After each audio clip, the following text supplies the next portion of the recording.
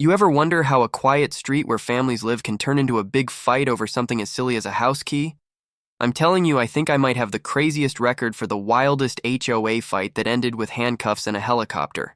Yeah, you heard that right. A helicopter. Drop a comment, let me know where you're watching from. And if you've got a crazier neighborhood story, I want to hear it because this one's really wild. My name's Tom Whitaker, a mostly retired engineer living in a cozy little circle street in Willow Creek, Virginia. I spent 35 years making security systems for places. You don't just walk in to think government buildings, company safes, that kind of thing. So when I say I know a thing or two about locks and what's right, I mean it. Our neighborhood was the kind of place where people wave kids, rode bikes, and the biggest problem was whose dog dug up. Whose flowers, that is. Until Evelyn Hartwell moved in. She wasn't just our new HOA president. She was a one-woman mission, the kind of person who'd measure your grass with a ruler and send you a ticket notice for breathing too loudly. I called her the Queen of Quail Lane, though never to her face, at least not until the end. It all started when our old HOA president, Mr. Jenkins, a sweet guy who cared more about his prize flowers than being bossy, moved to be near his grandkids that left an empty spot, and Evelyn, she jumped on it. Picture her mid-60s driving a shiny black Cadillac SUV that probably cost more than my house always, in these stiff light-colored jackets that screamed, "I'm the boss."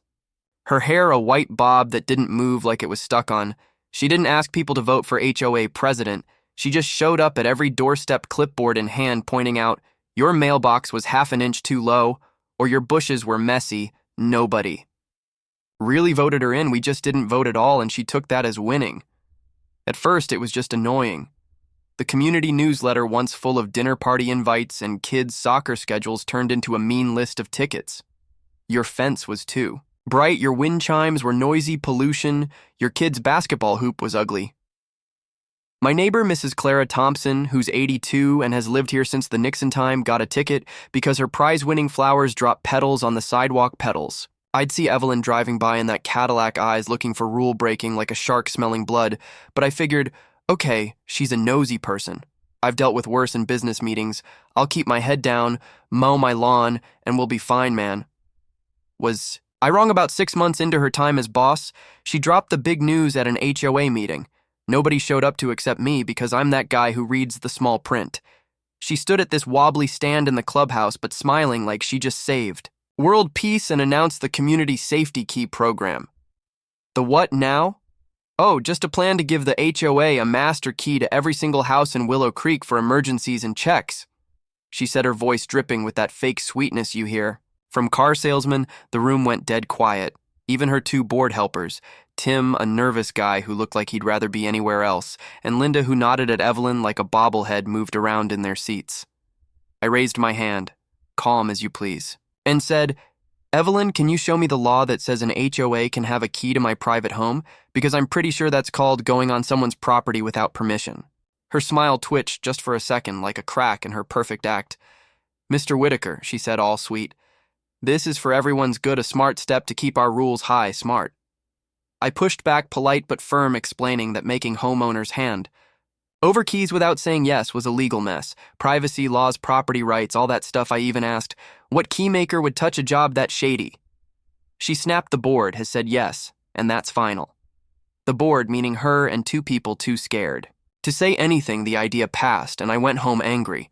Not just because of the key thing, but because this was about control. Evelyn's need to own every inch of our lives. I wasn't about to give up. I looked into Virginia property laws, checked our HOA rules, and found exactly what I expected: 0 legal reasons for her master key nonsense. I sent a special delivery letter to the board saying I wouldn't do it, wouldn't hand over a key, and wouldn't let anyone mess with my locks. Then I made my security better, new deadbolts, the kind you can't just master key with a cheap kit, and a couple of HD cameras on my porch. I'd learned in my job, write everything down because proof is your best friend. My daughter Sarah, who's a 911 phone person in the county, thought I was being a bit worried, Dad, she said, laughing. She's just a power-hungry Karen, don't let her get to you. But she also knew me. When I draw a line, I hold it. Evelyn didn't like my letter. It was like I'd started war suddenly. My lawn, which I'd kept perfect for years, was rule-breaking. One notice said my grass was too tall by a 1/4 inch. Another said my mailbox leaned dangerously each time I'd answer, with photos, measurements, even a statement from my lawn guy. But it was like swatting flies. She kept coming. She'd drive by in that Cadillac, staring at my house like a hawk, and I swear I saw her smile once like she was waiting for me to break the neighborhood. Felt like a prison yard. Clara, of my neighbor, slipped. Me little notes a pressed flower, a cutout article about HOA nightmares, her way of saying, "We're with you." But others kept their distance, scared Evelyn would turn on them next. Then things got weirder. Word spread. She'd found some sketchy keymaker from out of town to make her special master key. She started planning optional lock checks, but her letters made it clear do it or face tickets, maybe even lawsuits. I ignored them, and that's when the meanness hit new lows one morning. I found a scratch on my car door, small, but on purpose. The next day, my newspaper was gone.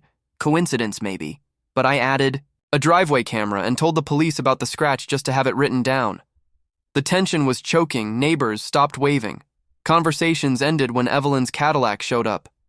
I knew a big fight was coming, and I was ready, my proof. Stacked like a deck of aces that Tuesday morning, I was in my office drinking coffee when I heard a key trying to work at my front door. My heart started beating fast.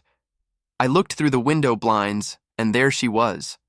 Evelyn Hartwell in a lime green jacket that hurt to look at, pushing a shiny key labeled HOA Master into my deadbolt. Her face was all smug focus like she was about to climb Mount Everest, of course. My lock laughed at her key, high-security custom parts. No chance, she wiggled. It flipped. It pushed the door like it had magically opened. My camera was catching every second in crystal-clear detail. After a minute, she stepped back, breathing hard, and pulled out her phone. I knew what was coming, and I almost smiled. Sarah was on dispatch duty that day. I couldn't hear her call, but I could see her walking on my porch, moving wildly, her voice getting louder. She pointed at my door, then the sky, then held her chest like she was trying out for a soap opera. Sarah later told me Evelyn's call was a perfect example of meltdown. This man, Tom Whitaker, he's dangerous, he's locked himself in. I'm the HOA president, I demand to get in. He could have. Weapons. I need special forces and airlift. Now Sarah, bless her, kept it professional, asking, "Ma'am, is anyone hurt? Has he said he'd hurt you?" All the right questions to show the craziness without breaking rules. Evelyn just got louder, and Sarah, knowing it was my house, must have been biting her lip to keep from laughing. Then it happened, the faraway sound of a helicopter. Evelyn actually smiled like her army had arrived, but as the chopper got louder and police cars, fire trucks, and an ambulance drove in, her smugness went away. Our street looked like a disaster area. I opened my door, calm as a summer breeze, and Evelyn jumped like I was a ghost. "That's him, officer, he's dangerous," she screamed, pointing at me in my sweater and slippers. Sergeant Ali, a no-nonsense guy with a face like old leather, looked me up and down, then the circus she'd called. "Morning, Sergeant," I said, hands where he could see them. "Seems like a big fuss. Can I help?" Evelyn was still yelling. "Locked doors, threats, all that stuff." Ali cut her off. "Ma'am, did he threaten you? Did you see a weapon?" She stumbled over words.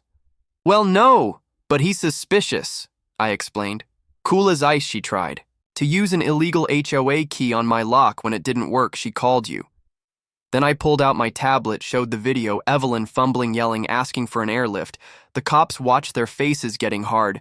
Ali turned to her, voice low. "Ma'am, making a fake 911 call is a crime, using up a chopper, fire trucks, all this. That's serious," before she could stutter. "Another excuse." He nodded to an officer, put handcuffs on her. The click of those handcuffs was sweeter than any song. Evelyn, in her wrinkled lime green jacket, went pale as her Cadillac drove away with her in the back. Neighbors came out, Clara doing a little dance on her lawn. The aftermath was like a dam breaking. People shared stories of Evelyn's bullying, her shady deals. Turns out she'd been stealing HOA money for years. Trips, friends, even paying that keymaker, her shady nephew. My video and letters were gold for the cops, and Sarah's call handling was textbook. She got an award for keeping her cool while her dad was called a locked up danger. Evelyn's trial was a show. Her lawyer tried everything.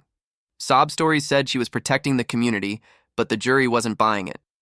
The video of her 911 call, her voice cracking as she asked for special forces, had them trying not to laugh. Guilty on big fake reporting, stealing, fraud, 5 years in prison, plus a huge bill for that chopper stunt. The judge tore into her. "You misused trust, wasted money, and put lives in danger for your ego." Evelyn just sat there. Her perfect bob finally Drooping Willow Creek grew beautiful again. After that, a new board led by Clara got rid of the crazy rules, flowers returned, wind chimes sang, even lawn gnomes made a comeback. I'm back to my quiet life, though folks still call me the guy who took down the queen. Sarah and I laugh about it now, but it's a reminder. Power, even small power, can twist people. Evelyn wanted a key to our homes, but her own lies locked her away. So what's your take? Was Evelyn just a control freak, or did she believe her own lies? Got an HOA horror story that tops this? Drop it in the comments, I'm dying to know. And if you've got a neighbor like Evelyn, watch your locks and maybe get a